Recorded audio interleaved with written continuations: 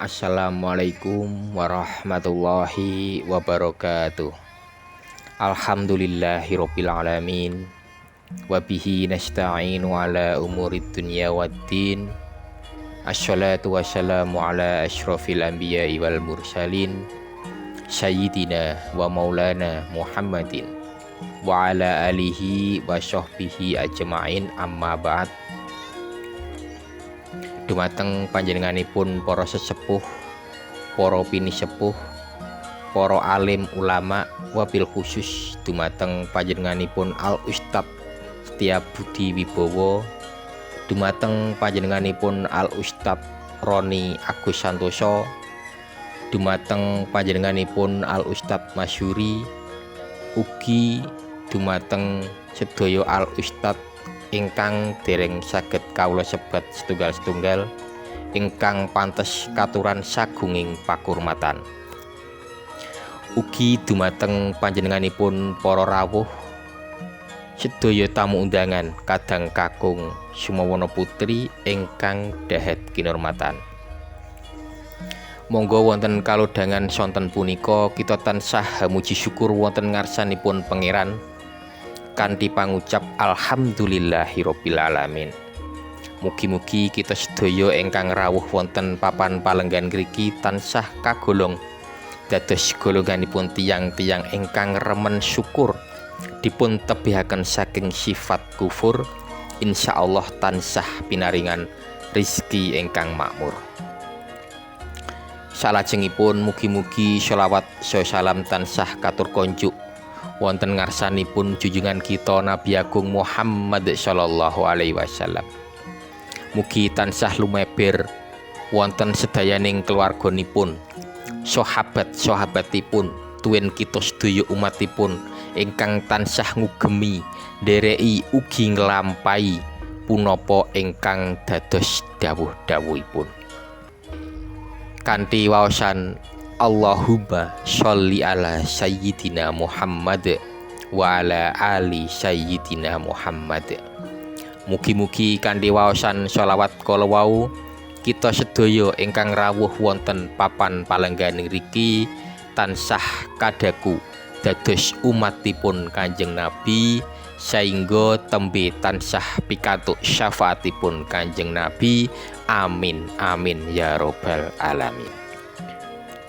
Bapak-bapak, ibu-ibu, sedaya para rawuh, sedaya tamu undangan kadang kakung sumawana putri ingkang dahet kinurmatan.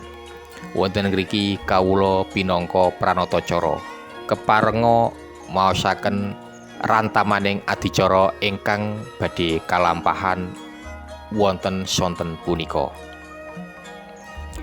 Cara ingkang sepindah inggih punika pambuka. Adicara ingkang kaping kalih inggih punika tilawatil Quran ingkang sakmangke badhe kawasaken dening Al Ustadz Nadhif. Dening dumawah adicara ingkang kaping 3 inggih punika sambutan. Sambutan ingkang sepindah saking Ketua DPC PKS Kecamatan Jekulo ingkang sakmangke badhe kaaturaken dening Al Ustadz Masyuri. Sambutan ingkang kaping kalih saking anggota DPR PKS Kabupaten Kudus ingkang sakmangke badhe kaaturaken dening Al Ustadz Roni Agus Santoso. Dumawah adicara ingkang kaping sekawan inggih punika adicara inti ingkang sakmangke badhe kaisi dening taujih saking Al Ustadz Setiabudi Wibowo. Adicara ingkang kaping gangsal inggih punika donga ingkang badhe dipun pimpin Al Mukarrom Rama Kyai Mutakin. Dipun lajengaken kanthi adicara ingkang kaping 6 inggih punika iftar jama'i ingkang badhe dipun pandu rencang-rencang seksi konsumsi dipun pandegani Kang Purwanto CS. Ingkang kapungkasan inggih punika adicara salat maghrib berjamaah ingkang katunjuk dados imam sakmangke inggih punika Al Mukarram Romo Kyai Mutakin.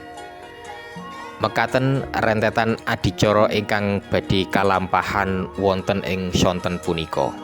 Dening adicara ingkang sepindah inggih punika pambuka, monggo kita awali kita bikak kanthi waosan umul kitab Alaniyah Al-Fatihah. Matur suwun, mugi-mugi kanthi waosan suratul Fatihah kala wau saged nambahi berkah sehingga adicara awal ngantos tumekaning pungkasan sakmangke tansah pinaringan lancar, boten wonten alangan setunggal punapa. Dening adicara ingkang kaping kalih inggih punika tilawatil Quran ingkang badhe dipun waosaken dening Al Ustaz Nazif. Dumateng panjenenganipun Al Ustaz Nazif wedal saha panggenan kawula sumanggaaken. Matur suwun dumateng Al Ustaz Nazif ingkang sampun maosaken ayat-ayat suci Al-Qur'an. Mugi-mugi punapa ingkang sampun dipun waos kala wau saged manfaati dumateng pribadi kawula piyambak ugi panjenengan sami migunani fid dunya wal akhirah. Amin Allahumma amin. Salajengipun dumawah adicara ingkang kaping 3 inggih punika sambutan. Sambutan ingkang sepindah saking Ketua DPC PKS ingkang kaaturaken dening Al Ustaz Masyuri. Dumateng panjenenganipun Al Ustaz Masyuri wedal saha panggenan kawula sumanggaaken. Matur suwun. Salajengipun sambutan ingkang kaping kalih saking anggota Dewan PKS Kabupaten Kudus ingkang badhe kaaturaken dening Al Ustaz Roni Agus Santoso. Dumateng panjenenganipun Al Ustaz Roni Agus Santoso wedal saha panggenan kawula sumanggaaken. Matur suwun dumateng Al Ustaz Masyuri ugi Al Ustaz Roni ingkang sampun paring sambutan. Mugi-mugi sedaya kala wau saged manfaat dumateng kawula ugi panjenengan sami. Amin amin ya robbal alamin. Salajengipun dumawah adicara ingkang kaping sekawan inggih punika adicara inti ingkang badhe kaisi dening taujih saking Al Ustaz Setiabudi Wibowo. Dumateng panjenenganipun Al Ustaz Setiabudi Wibowo wedal saha panggenan kawula sumanggaaken. Matur suwun dumateng Al Ustaz Setiabudi Wibowo ingkang sampun paring taujih nasihat dumateng kita sedaya. Mugi-mugi sedaya nasihat kala wau kacathet dados amal kesaenan saged manfaati fid dunya wal akhirah. Amin Allahumma amin. Bapak-bapak, ibu-ibu, sedaya para rawuh, sedaya tamu undangan kadang kakung Sumawana Putri ingkang dahat kinurmatan. Dumawah adicara salajengipun inggih punika donga ingkang badhe kapimpin dening Al Ustaz Mutakin. Alhamdulillah sakmenika sampun kapireng suwanten adzan maghrib pinangka pratandha dumateng kita sedaya supados saged nglajengaken adicara ingkang salajengipun inggih punika iftar jama'i ingkang badhe dipun pandu dening rencang-rencang seksi konsumsi ingkang dipun pandhegani Kang Purwanto CS.